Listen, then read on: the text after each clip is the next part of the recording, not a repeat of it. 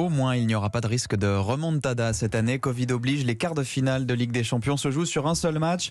Mais cela renforce évidemment la pression pour la rencontre de ce soir entre le PSG et l'Atalanta Bergame. Kylian Mbappé sera sur le banc pour un match qui va se jouer dans une ambiance très particulière. Alors, pas de supporters au stade à Lisbonne, c'est à huis clos. Et pas grand monde non plus d'ailleurs dans les rues de la capitale portugaise. Julien Froment.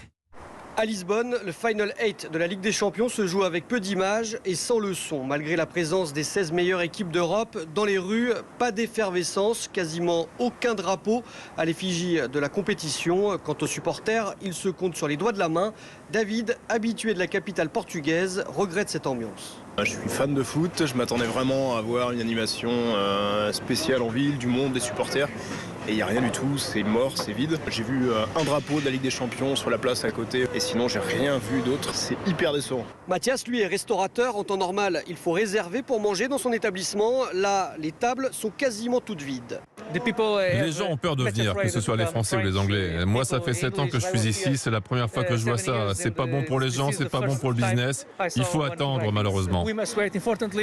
D'ailleurs, ce Final 8 et ces 7 rencontres ne devraient rapporter que 50 millions d'euros à la ville, soit autant que pour un seul match. C'était la finale de l'édition 2014, ici même. Lisbonne, Julien Froment, Europe 1. Ouais, Julien Froment qui nous fera vivre depuis Lisbonne ce match en direct et en intégralité, soirée spéciale sur Europe 1 dès 20h autour de Lionel Rousseau.